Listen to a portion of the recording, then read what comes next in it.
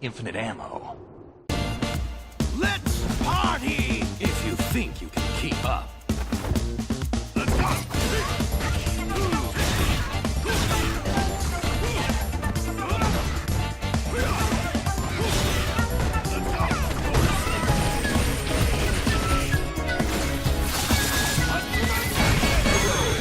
Zeku wins. It looks like I'll have to train you.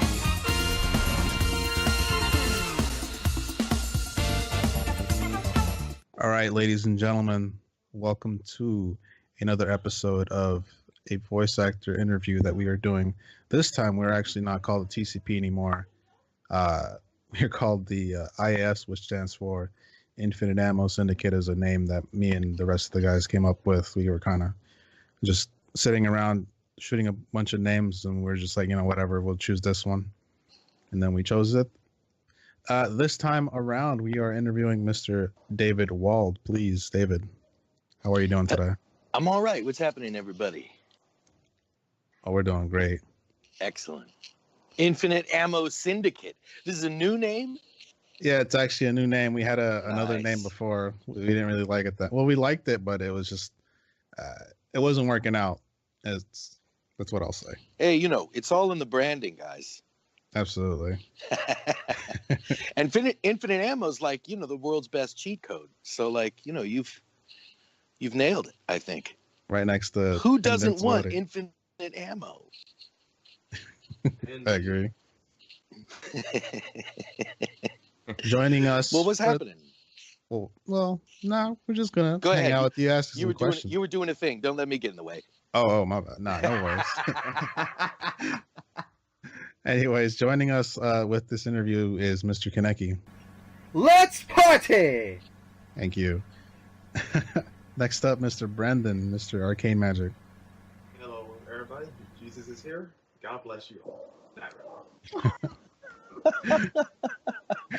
Next up is Inferno Dragon, aka Justin. What up, boys? And lastly is the baby of the group, the new blood that we have in here. And this is his first voice actor interview, Mr. Rad. I'm currently freezing around my neck of the woods.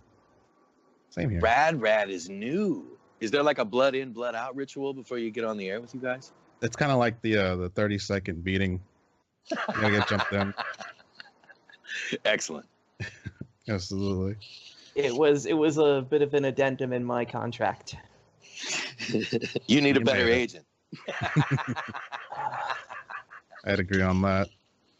All right, Mr. David, we're going to start asking you questions. I think I'm going to ask the first one, then we'll kind of go around the whole room. Hit me. Go ahead. First one My is... favorite color is blue. I'm a That's a good one. Taurus. I don't know. Go I'm ahead. Aries. I'm an Aries, and mine is green. It's all But we'll good, do man. so with stability and passion. Pretty good. All right. See what I got in this joint. First question is, to break the ice, let's start off with your experience with being a voice actor. What personal tips would you suggest to the viewers interested in voice acting work? Act first. You do conventions and whatnot. You meet a lot of people who are really interested in doing this kind of work. And, it seems like it'd be a real easy thing to like go in a room and talk on a mic and say lines that are on a page in front of you. But acting is the key skill. So if you've got like the world's most awesome voice, but you can't act, they can't use you. You know what I mean? But if you can act, they'll find a place to use you no matter what kind of voice you have. So acting is the key part. And you'll get a different answer to that question probably for every actor you ask. But in my case, I acted on stage and in other venues for a good 20 years before I ever started doing voice acting.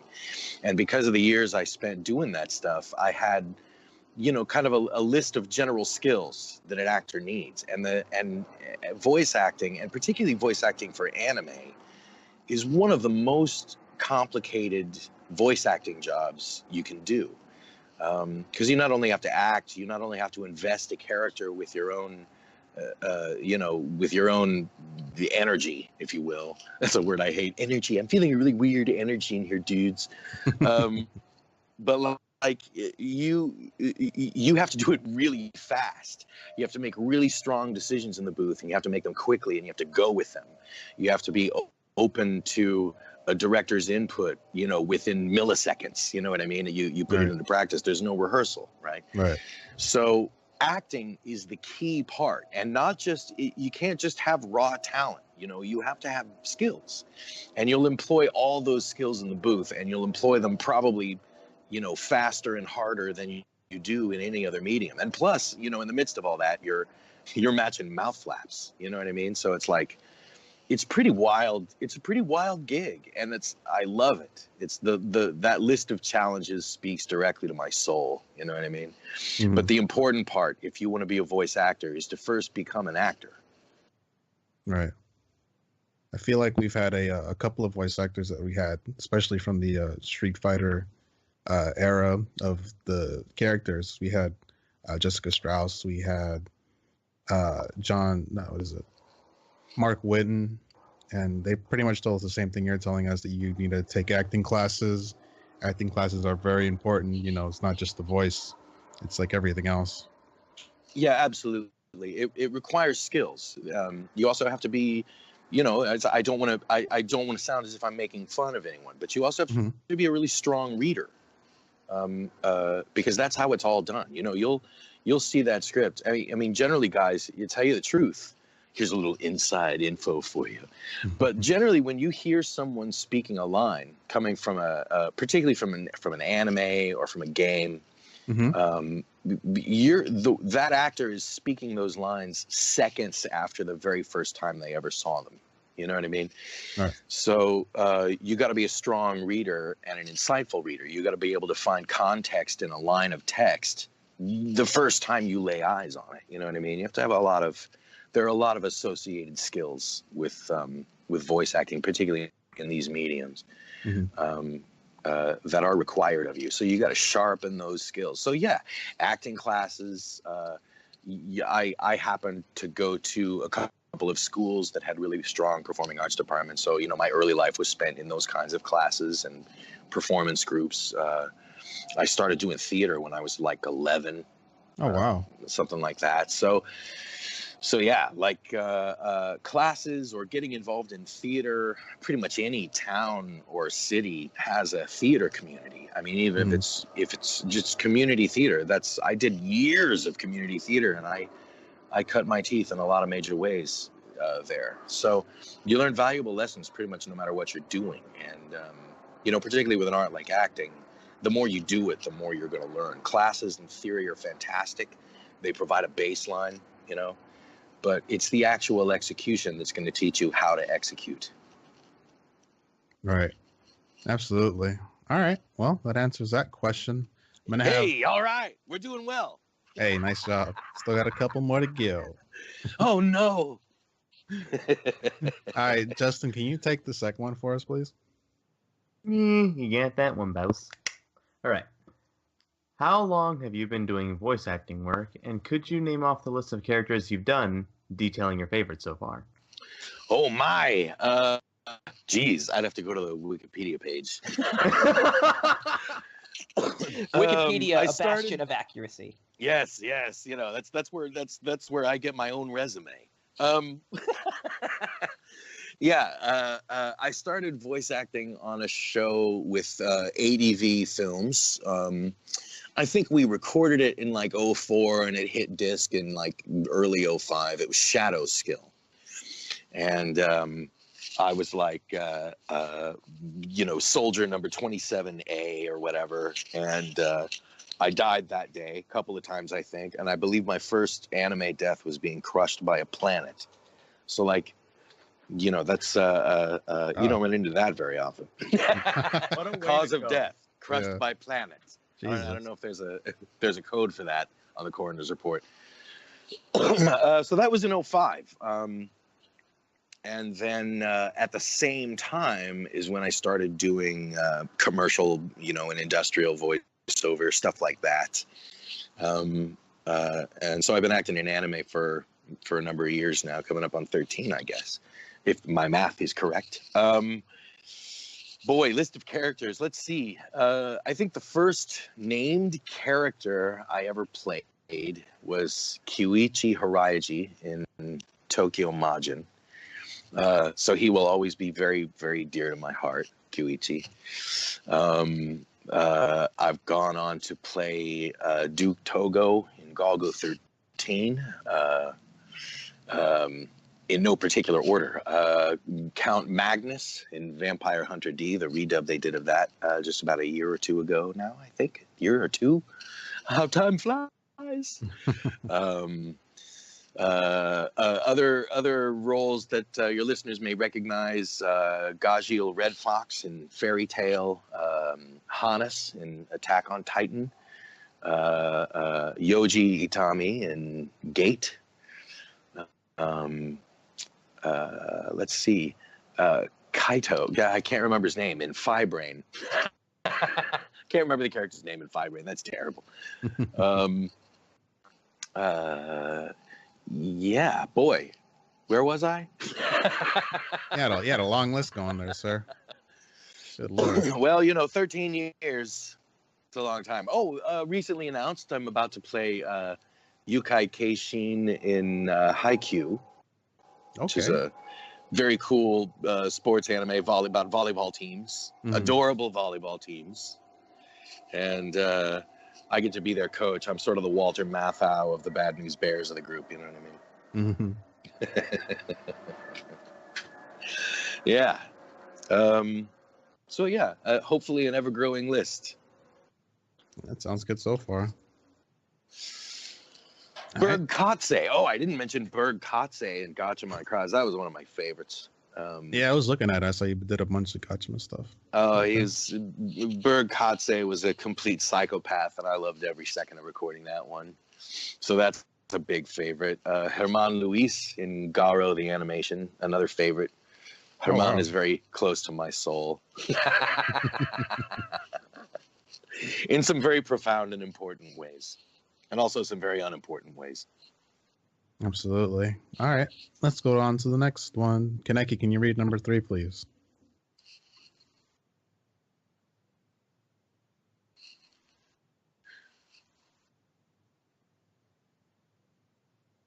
Oh, sure. Like probably any game I've played. I'm thinking, God, I'd love to do a voice in this game. That would be so cool. Every time I play a game. Now I gotta be like fully upfront. I'm a gamer infant, right? Like the last gaming console I owned was probably like an Atari 2600, and I believe I graduated quickly from that to Commodore 64, which was a huge step up back in 1592. So like I missed the whole Nintendo, Microsoft explosion. I missed it all. I never got my hands around those like controllers. You know what I mean? Give me a joystick with one button on it, and I'm brilliant. But so I haven't played a lot of like the most popular and well-known games. Every once in a while, I'll find a game on PC and just play that fairly religiously and exclusively for a really long time until it shuts down, like City of Heroes, moment of silence. But yeah, like I tend toward those superhero games because I'm ever since the diapers, I've been like a giant superhero nut. So I'm still waiting for that ride to come along. But when I was a kid, I always wanted to do the superheroes. But nowadays, as an adult, give me the villains, guys. Give me the villain. The villains always get the good juice. You know what I mean? Yeah. I have to agree on that. Yeah. Villains are too much fun. It's just too much fun. Yeah, but that's all right. I mean, not everybody can be, you're just starting off being a gamer kind of, I guess. Yeah. I mean, I'm a hobbyist gamer. I'm an amateur gamer.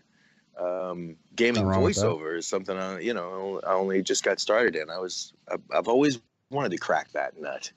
So Zeku in Street Fighter V represents a pretty good arrival on that scene, I think. I'd say so. You did a great job, man. Thank you very much. He was fun. Zeku's a big ball of fun. 2 big balls of fun.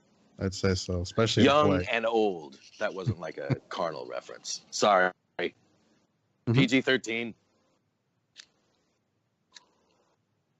That's all I had. Now a plane passing over my head. Enjoy that, everyone. Yeah, please please excuse the planes you hear. I'm calling you from my private airport. Alfred is about to... Say again? Yeah. I remember that in the, in the briefing before recording. We went over sort of the dossier of the character, and I knew he was, originator of the Strider shindig. So yeah, that's awesome. A character that comes new on the scene, but with history. That's, Absolutely. Brilliant. That was a big shock for everybody when they figured that out during the initial release of his character. That's pretty good. Yeah. I really enjoy the young and old version kind of communicating with each other. It's real fun. Yeah, I thought that was really cool. How you got a little of both. Mm-hmm. So is that schizophrenia or is that, I don't know. Yeah, I think when you actually physically change into another character, you've gone beyond schizophrenia. But yeah. There's got to be some split personality action going on in there, certainly. Gotcha. All right, Radred, can you read number 4 for me in the doc, please? So, yeah. So, of all the roles you've had over the years, is there a particular role that you're proud of, or would there be one that you feel was one of your best roles that not many people know about? I'm going to go back to Gatchaman crowds, as they said it industrially, because that was a really fun show. I grew up, of course, with Gatchaman, which in my day was called Battle of the Planets, and then later became G-Force. Yeah, that's the version I know.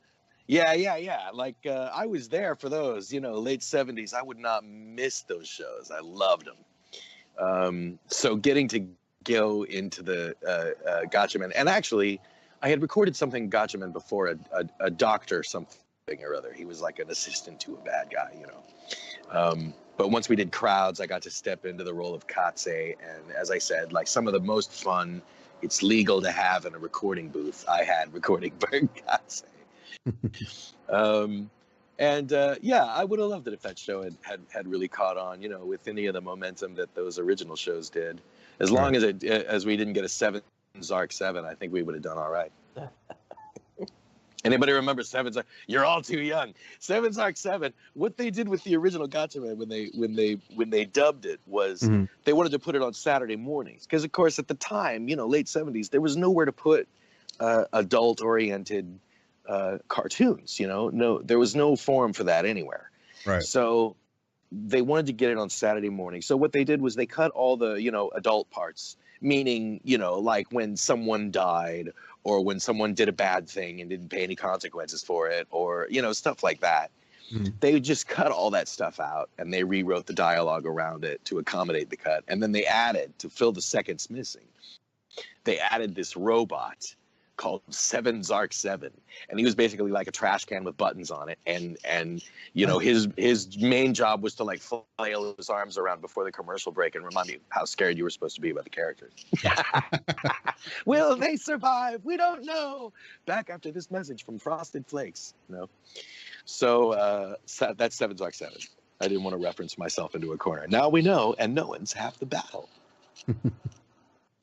Nice. This next question is going to be kind of difficult since you are new to being a gamer. I'm going to have Mr. Brendan read it off if he wouldn't mind.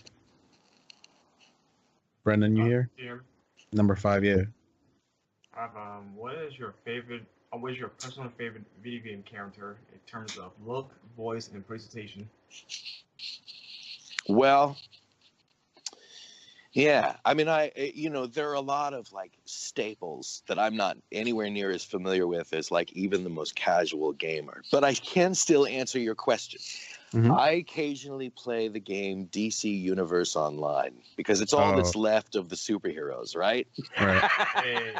So I'm on there playing in that game periodically. And let me tell you, the actor Michelle Forbes. Now, she was in True Blood. I forget the name of her character, but she was like the villain for one season. She was this like beautiful, sultry witch, and there was something about a pig's head at the end of that season. I don't remember. Michelle Forbes is an incredible actor, and in DC Universe Online, she does the voice of Cersei, Wonder Woman villain. Mm-hmm. And Michelle Forbes just knocks it out of the park. Her Cersei is so cold and so funny and like so furious. It's fantastic. I giggle every time I hear her. Sorry? I'll say I agree. Cersei's voice acting is amazing in that game. Oh yeah, that's Michelle Forbes. You would know her if you saw a photo of her. She's been in a million. Oh, she was on The Next Generation. She was on Star Trek: The Next Generation, and she played the Bajoran ensign who got like demoted from commander or something because of her attitude problem. Remember her? Mm-hmm. That's Michelle Forbes. She's awesome. She also did a great movie called Swimming with Sharks many years ago, in which she was fantastic. Okay. There, that's enough of my plug for Michelle Forbes. You're welcome, Michelle. Shout out to Michelle Forbes. Shout out to Michelle Forbes. Oh, I'd die. I'd love to meet her. All right. This one's gonna be kind of fun. If you had an opportunity to create your own video game, what would you like it to be? I'm gonna add a little bit to that. I'm gonna say if you had your opportunity to create your own superhero, what would that superhero be, and what would be his personality? Oh, superhero? Mm-hmm. I'm a big fan of Gravity. There's a Marvel villain called Graviton.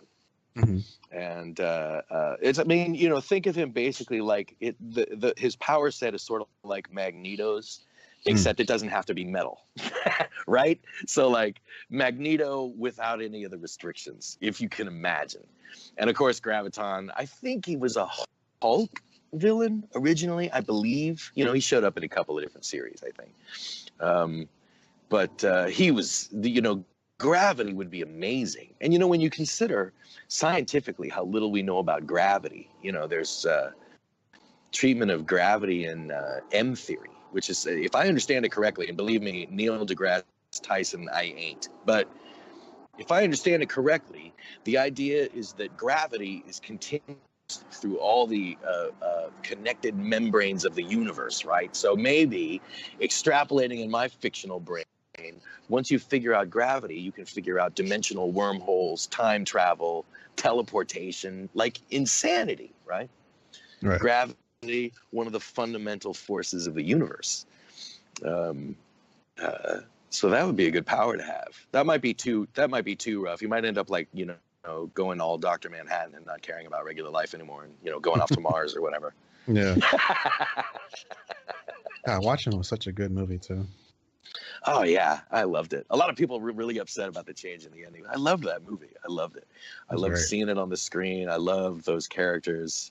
Rorschach's been my boy since the original book. So I was happy to see it done on screen, and it looked so good. Now we're gonna get hate mail. The internet's gonna hate that, guys. Ready the floodgates. It's all Unleash the hounds. Exactly.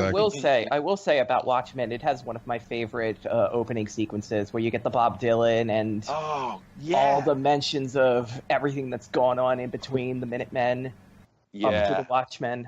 Very good sequence. Oh, that was just fantastic. Just fantastic. Mm-hmm. Agreed. Good. Well, I'm glad we've all had the same classical education, boys. Oh, man. All right, Justin, you want to take number 7 for us, please? Yeah. Mm-hmm. Do you have any other voice actors that you appreciate in the industry, and any personal favorites to list off? Well, Mel Blanc is the Father, Son, and Holy Spirit of voice acting, as far as I'm concerned. Mel Blanc, who did Bugs Bunny, Daffy Duck, Foghorn Leghorn, Tweety Bird, Sylvester the Cat, pretty much all the Warner Brothers voices that that I certainly grew up with. I don't know if kids still grow up with that stuff. They do. But Mel Blanc was the most freakishly gifted voice actor who I think ever walked. The man could do anything. his voice was totally amorphous. He could do absolutely anything. So he's top of the chain as far as I'm concerned. I love Steve Bloom's Wolverine makes me very, very happy. Big fan of Steve. Yeah, I mean, there are those with whom I get to work alongside, largely actors at Funimation and also at Sentai Filmworks, actors of real merit and note. You've got guys like Chris Sabat and Josh Greeley, and these are guys I hugely admire. Ian Sinclair, who's just a lot like Mel Blanc, just has this amorphous voice. I think what audiences hear of Ian is pretty limited compared to what Ian can actually do. He does a great Whis, though. Yeah, he does a great everything. Ian's a ninja. Andrew Love is a favorite. Monica Rial, I mean, come on. Lucy Christian, Brittany Karbowski. These are folks who are sharply talented and committed to their work, which is why they work a lot. All right, that's a lot. That's a lot of people, but I can't blame you. You met them all, probably. I never got to meet Mel Blanc. He's no longer with us. I've never gotten to meet Steve Bloom. I figure one day, somewhere in and around the convention circuit, maybe I'll get to shake hands with Mr. Bloom, but not yet. Hey, Steve Bloom, if you're out there listening, David's looking for you. Steve, heads up. Yeah, right there, Doc. A reincorporation. Brilliant. They'll probably just say bub. Can you read number 8 for us, please? Sure I can. Number 8.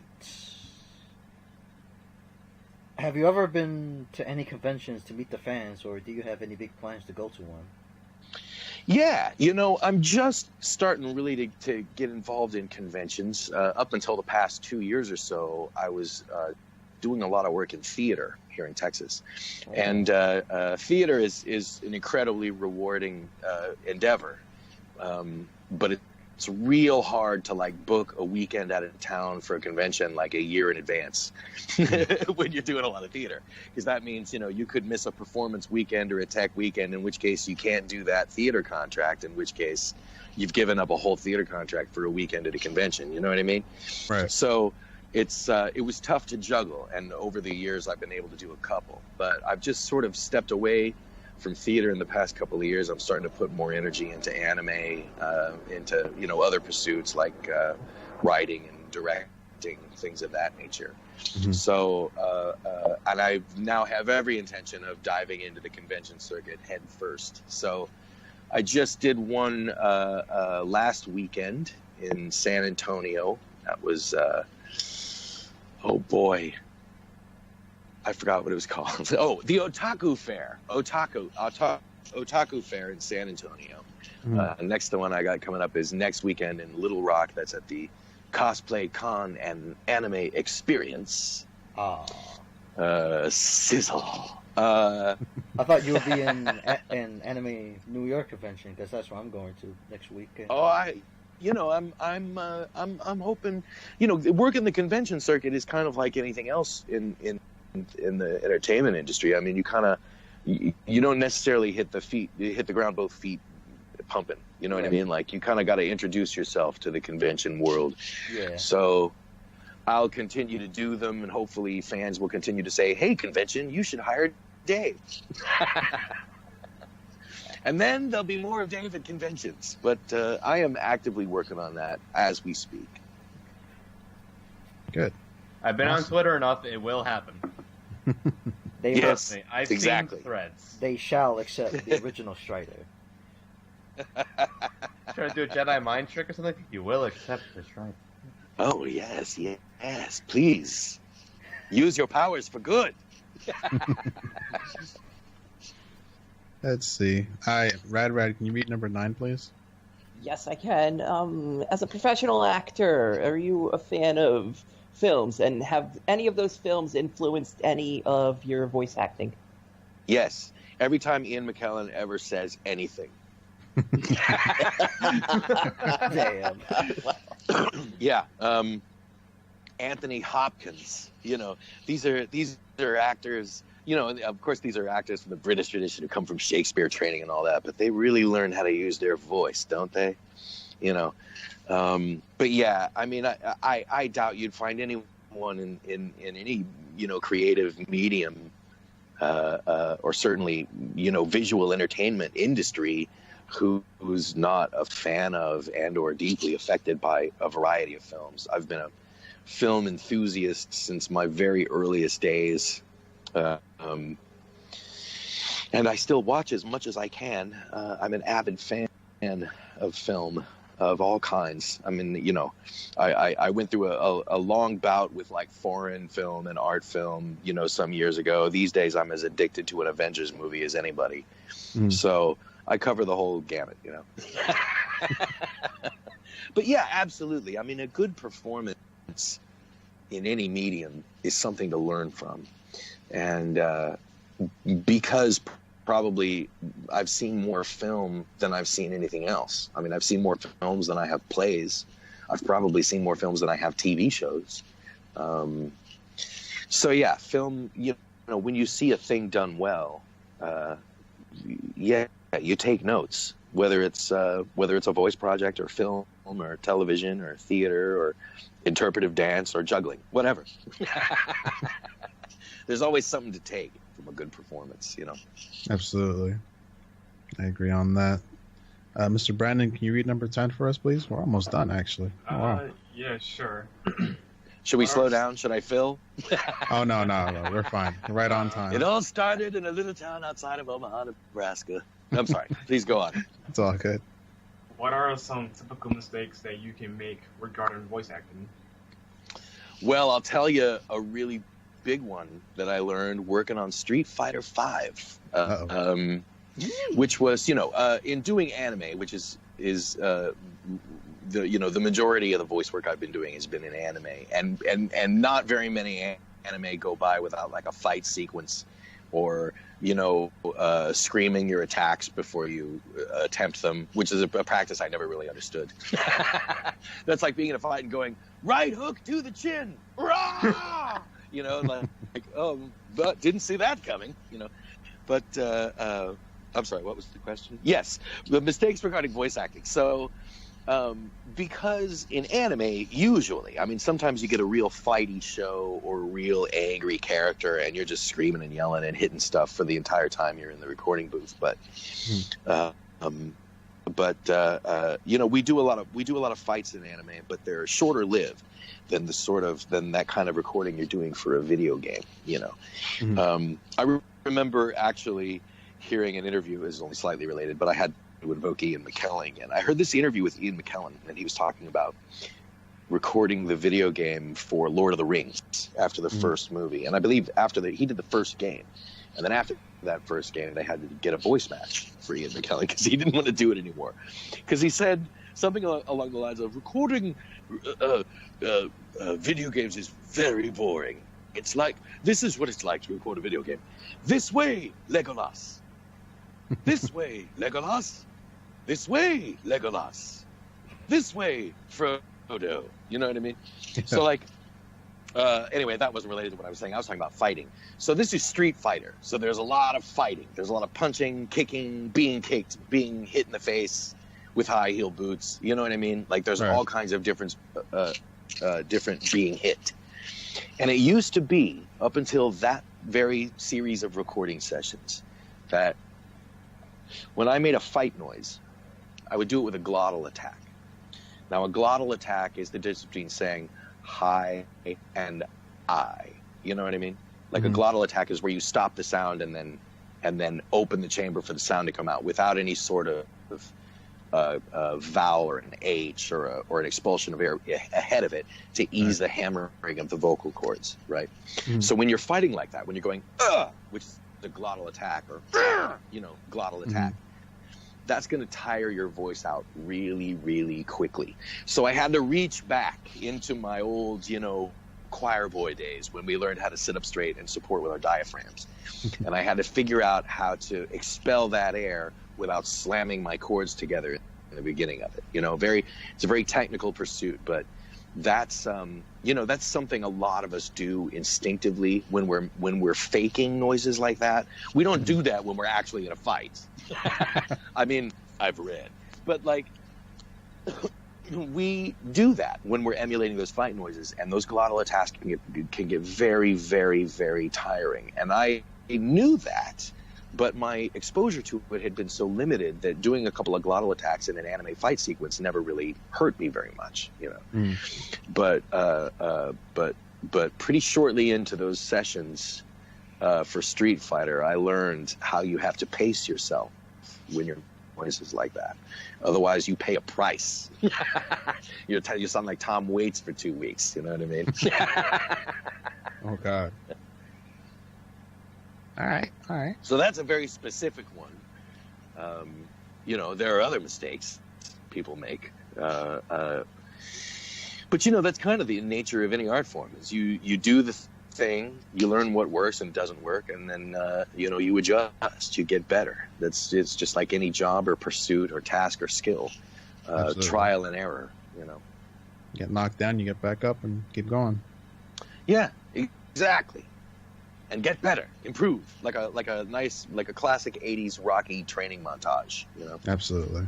Someone plays Eye of the Tiger. 3 minutes later, you've leveled up. Thank you, Rocky, for teaching us that lesson. I should get better at this in like 3 minutes. Yeah, shout out to Rocky. Woo! Shout out to Sylvester Stallone. Stallone, the man. What do you think of condominiums? I don't know. Never used one.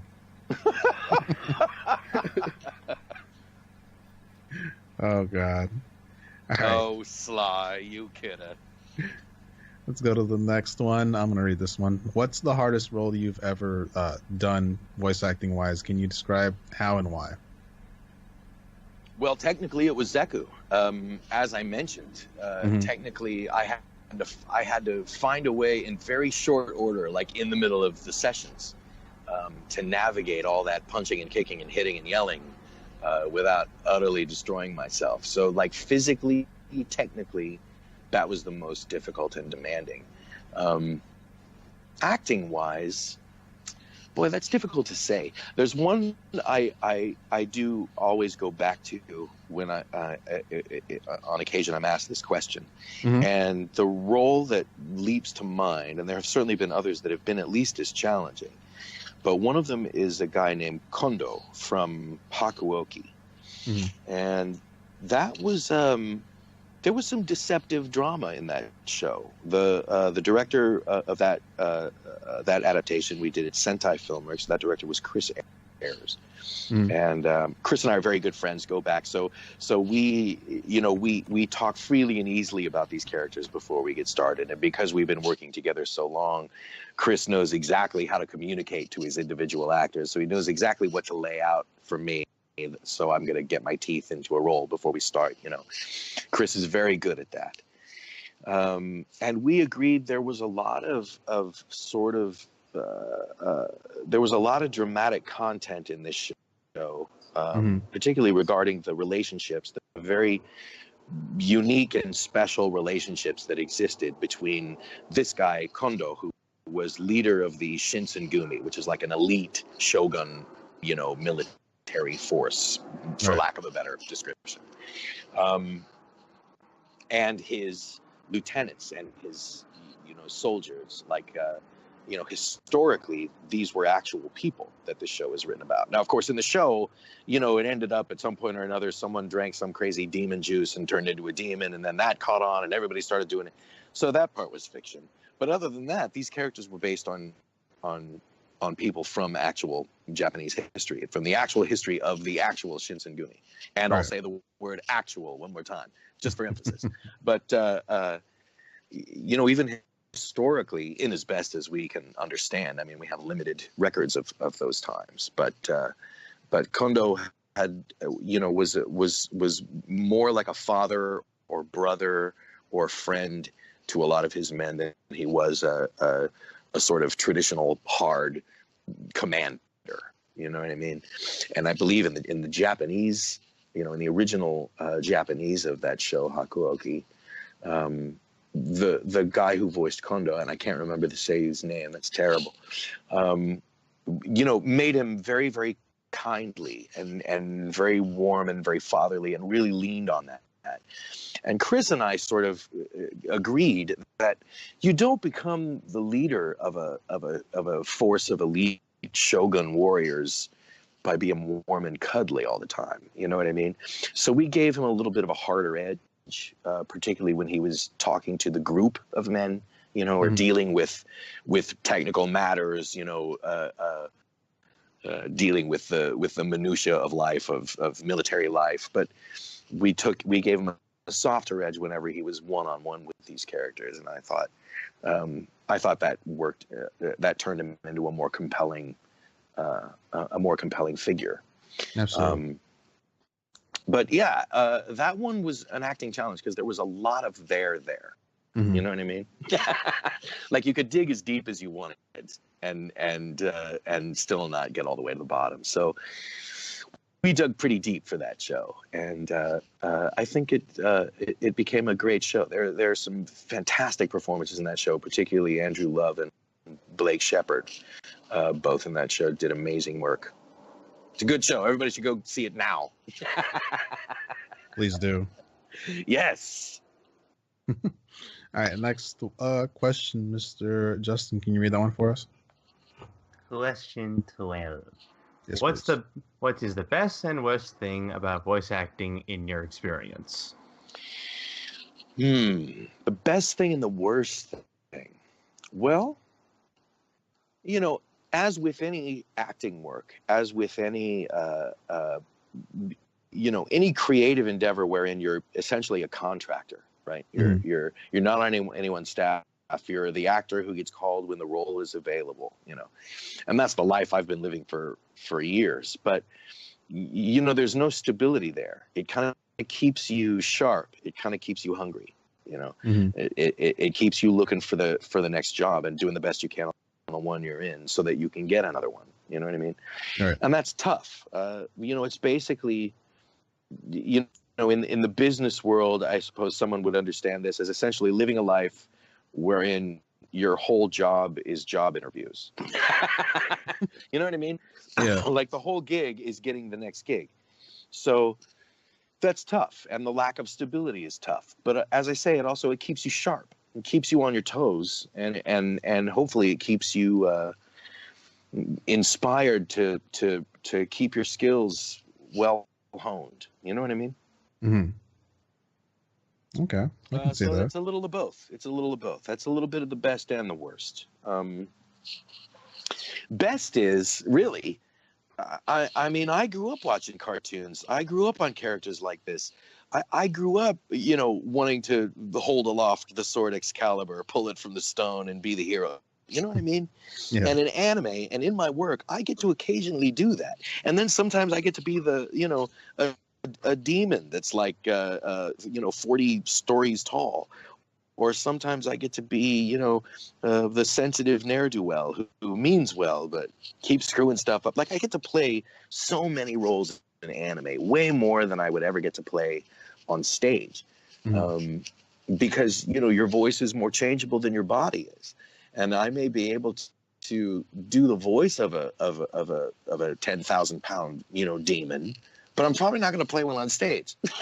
I mean, no one is really, but not until special effects in theater get way better. But but yeah, I get to do a lot of stuff, and I get to play these sort of iconic archetypes. It's really satisfying, particularly considering how devoted was my nerddom when I was a kid, watching these Saturday morning cartoons and playing the early prehistoric versions of video games.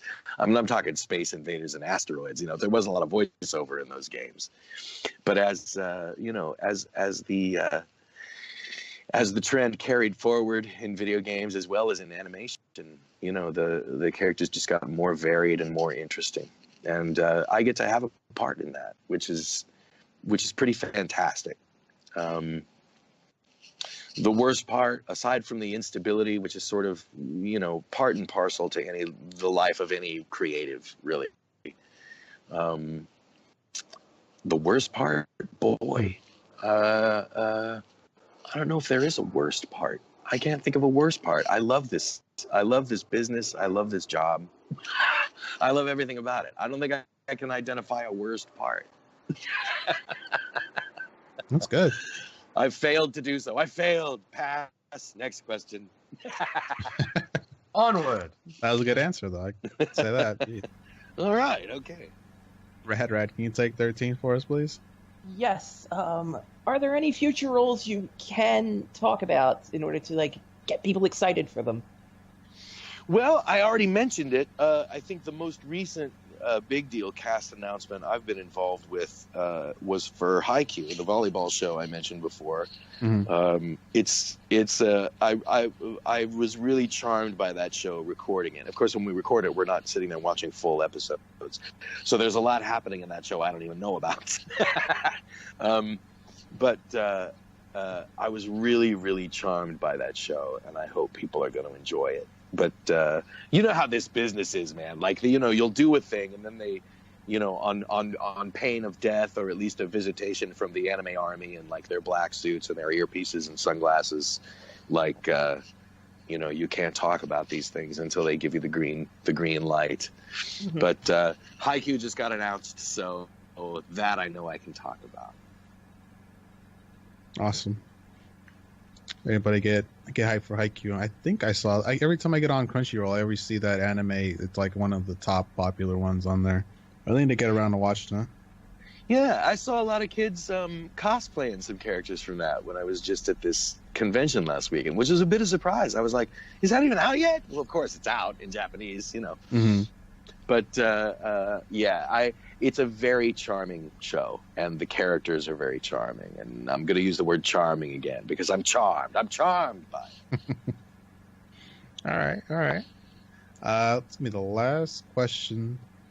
In closing, is there any more tips that you have for aspiring voice actors out there? I know in the beginning you did give us a slight list, but I don't know, maybe you thought of something else. Well, I think, act. Just act everywhere you can. Learn everything you can about that craft, however and wherever it's executed. Further than that, if you're beyond that point and you're ready to pull the trigger, and listen, I say that with a load of caution, because the thing you don't want to do is think, I'm going to be the world's next great voice actor, and I'm going to go and audition for Funimation today. If you're not ready, you're just going to go in and show them you're not ready. So don't let your enthusiasm take control of your ambition. You know what I mean? You got to sharpen your acting skills, as I've already mentioned ad nauseum. But once you've done that, once you're ready to pull the trigger, you got to go to where the stuff is made. You got to go to L.A. or to, I think there's a hub of this kind of work in Seattle now, isn't there? In Texas, here in Houston, Dallas, Austin area. You got to be near where these studios are, because one thing they won't do is fly you in for a job. Right. These studios don't operate that way. So, you got to be near where the stuff is made. It's one of the reasons I moved back to Houston in I guess it was 2004 now. I read an article. It was actually an interview with Chris Ayres. Mm-hmm. And I don't know where it was. I found it online and just read the interview. Maybe it was one of those, that Otaku magazine or somewhere. But it was an interview with Chris Ayres, and he was just talking about the anime work that he was doing here in Houston. And I was like, Houston? Well, I have family there, so I'm moving there. So you got to go where the work is being done. That's the next step. Right. Dang, Houston though, how was the flooding and everything that was going on there? It was horrible. It was crazy. It's 50 inches in 4 days or something. It's biblical, I got lucky. Yeah. Brendan's also from Texas. Oh yeah. You escaped? Oh yeah, my area was fine. We didn't need to evacuate. Good man. We got 4 feet of water in the house, so. Damn. Oh wow. Yeah. Yeah. I've been calling it water Wald. Jeez. Yeah. Yeah. We floated down the river where there was before no river. Yeah, flood. It was crazy, you know, and this city's still picking up the pieces. It's going to be a while. Yeah, it will. Indeed, indeed. But we dry. We're alive. We're okay. We made it. To tell the tale. The Great Flood of 17. I was there. All right, I think that's going to be it for all the questions, but I do have a favor that I need to ask you that I usually ask all the voice actors that we get on here. Yeah. That's okay. Look out. All right. What do we got? Shouldn't be anything too demanding, but What are you roping me into here? I am going to pull out my rope and I'm going to ask if it were possible for you, in your best Zeku voice possible, to please read something out for us. I don't know if All that's... right. I'm going to put it up so you can kind of... Instructions for boning a duck. I'm David Wald, the voice of Zeku. Here's how to bone a duck.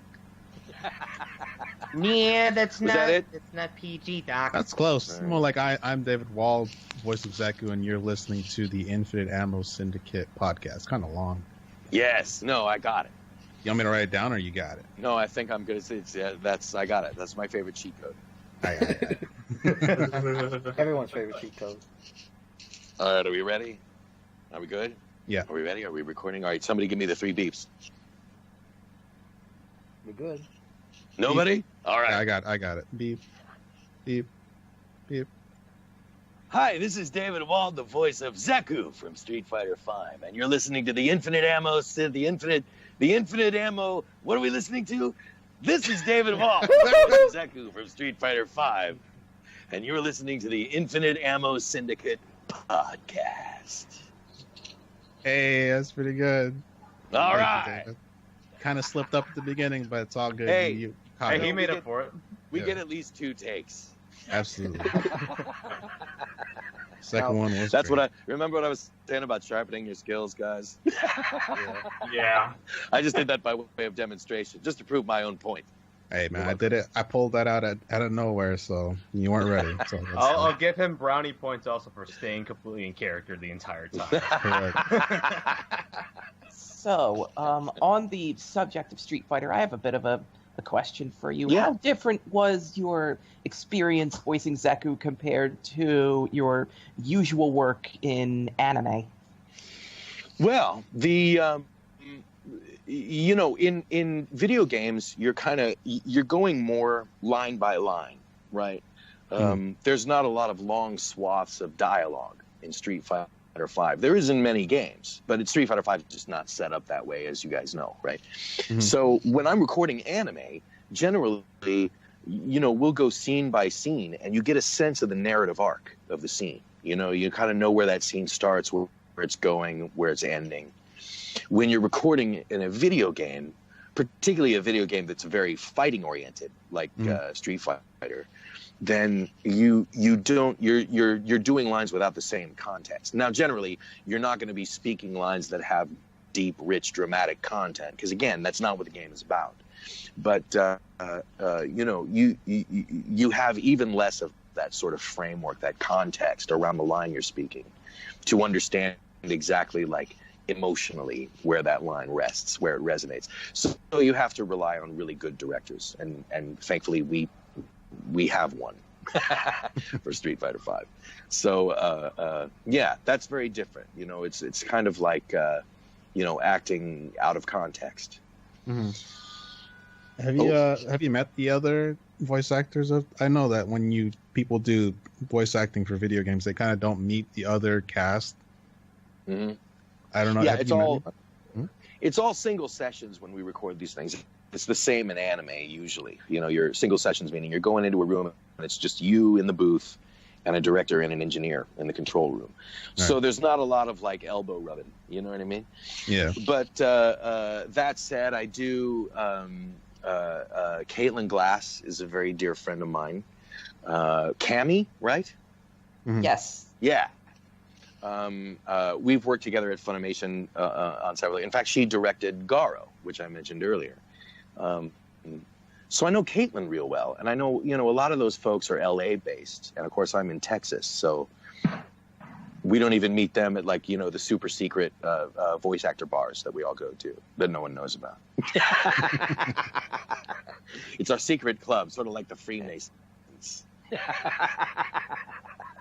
Sounds So fun. I know Caitlin, but that's all I can remember. I think the others are some I've maybe met here and there at a convention or something. Mhm. But Caitlin I go back with. She's gorgeous and fabulous. Even more so in life than in anime, if you can believe it. I don't know. Does anybody else in here have any other questions, side questions that you want to ask David before we let him go? Tempting. Oh. Say it now. All right. All right. Your temptation. All right. Give in. It is my turn then. Okay. All right. So, of what you have worked with, have you become a fan of anything you've worked with? Like, you've never seen it before. When you started acting in it, did you become a fan of it? Oh yeah, anime is a classic example of that. My exposure to anime before I started working in the field was extremely limited. Again, because when I grew up, there was nowhere to go to see these. First of all, they weren't really dubbing these shows, and at 7, 8 years old, I wasn't that interested in reading subtitles. I'm still not in animated stuff. I'd rather let my eyes be dedicated to the imagery, not the dialogue. You know what I mean? But I had only seen a few anime. I'd grown up with Speed Racer and Battle of the Planets and G-Force, as we mentioned. Mhm. That was the stuff that was sort of rocking my TV in my early years. So that was all I knew about anime until some years later, when as a young buck, I was working in a Blockbuster Video. Remember those? Yeah. And we had what was then the poorly titled Japanimation section. And there were 3 titles. There was a handful of titles in there. Some of them, I don't remember what they were. I didn't find them engaging enough to take home on the VHS. But there were 3 that I thought was really interesting, and I did take home. One of them was Golgo 13, The Professional. That was a feature film, animated film of Golgo 13. And of course, years later, I got to actually voice Duke Togo in Golgo 13, the So series. you got the main character. So I got the main character. And the other one, there were 3, as I said. The other one was Vampire Hunter D. Ooh. Mhm. And years later, I got to voice Count Magnus Lee in Vampire Hunter D. So weird. And the third one was a film called Grave of the Fireflies, Ah. which just will rip your heart through your face. Oh It's yeah, no, drama. feel good story of the year. Yeah, right? Well, years later, did that in a dub. Ah. I think I only play. I was like, I was incidental voices in that one. I think I remember being a farmer chasing some kids off the farm, chasing these 2 kids off the farm. But I watched 3 titles when I was at Blockbuster Video, and then years later voiced in all 3 of them, which is super weird. But other than that, I had seen very little anime. And so when I started working in the field, it opened up this whole new universe of fiction to me, and I love it. I love it. So for those particular roles you were given when they were talking about upcoming titles, they were giving you series or like anime they were planning on dubbing, you kind of raise your hand and go, ooh, I will take that, or did they just give you those roles? Yeah, no, often you won't know what you're going in to do until you show up to do it. On occasion, they'll let you know what the title of the show is ahead of time. So yeah, no, I think I went into Golgo 13 knowing it was Golgo 13 and knowing that I was going to play Duke Togo, which kind of blew my mind. I think when I showed up for the session for Grave of the Fireflies, I didn't even know Sentai was dubbing that one. Or was that ADV at the time? I don't remember. And for Vampire Hunter D, I Oh, it was a funny story. Is that they cast me in it real late, and usually, by the time you guys read, by the time Funny or Sentai announces that they've got this, and Funny not anymore in the case of simuldubs, it all moves much more quickly now, but in the case of it used to be the case that by the time they announce a show, we've secured the rights for this show and it's going to have a dub. They've already dubbed it, like it's already in the can. It's in Mixdown, it's in, you know what I mean. So like, I read the announcement on Sentai's Facebook page. They had posted it that they announced they were going to do a Vampire Hunter D dub. And having seen that, I knew most likely it was already in the can. So I was like heartbroken. I was like, oh no, they're doing Vampire Hunter D and they didn't call me. How dare they?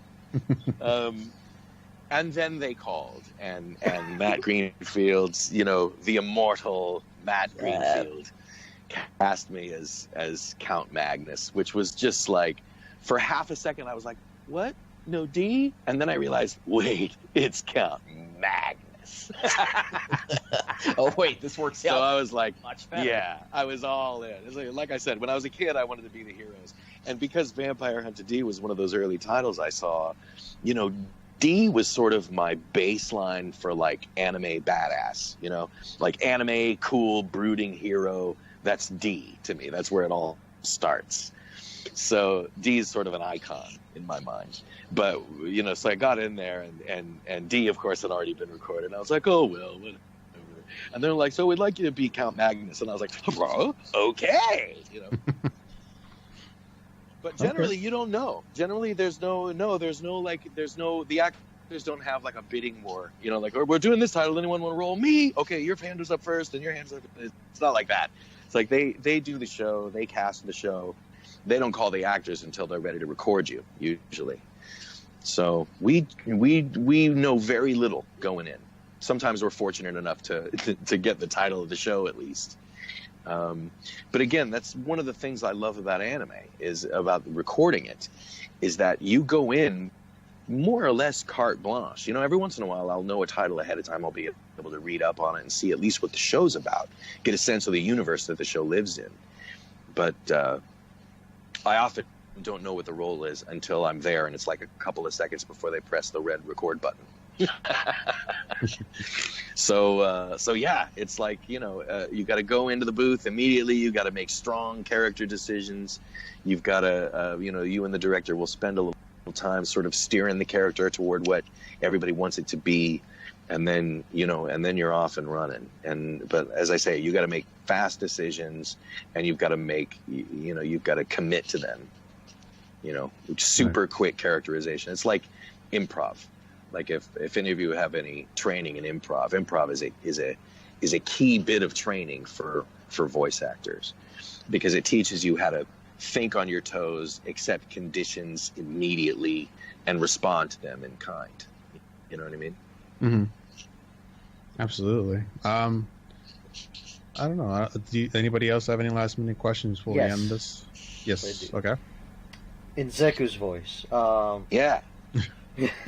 All right. Will you face try to hear you for one huge battle? Oh, maybe. I'm still pushing for a split off, like a Zeku game by itself. Actually, that leads to a question I have. All right. If Strider Hero is coming back into another game, and Zeku, by some chance, is like a playable character, or by any means a supporter character, will you voice him in that game? I don't know. They are not required to cast me again. Mm-hmm. There's no there's no, as I say, there's no security there. So the answer is I don't know. I would think probably. The people behind Street Fighter V, Capcom, that is, the mm-hmm. people behind it. Come on. They probably would like to keep consistency. You know what I mean? So if Zeku makes another appearance, I imagine they would like to to do that. But it might, who knows what can happen?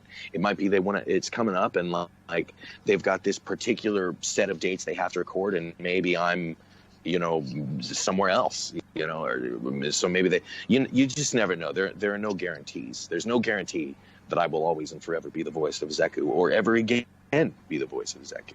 Right. I would expect and imagine probably that Capcom would want to keep that consistent. Weather and life permitting. Mm-hmm. But we'll see, man. I think a face-off between a Strider face-off would be pretty awesome. But hey, let's be honest. In a fight, does Daniel-san ever beat Mr. Miyagi? Come on. That'd be cool to see it, though. Oh, I'm throwing the gauntlet down, strategy. Let's party.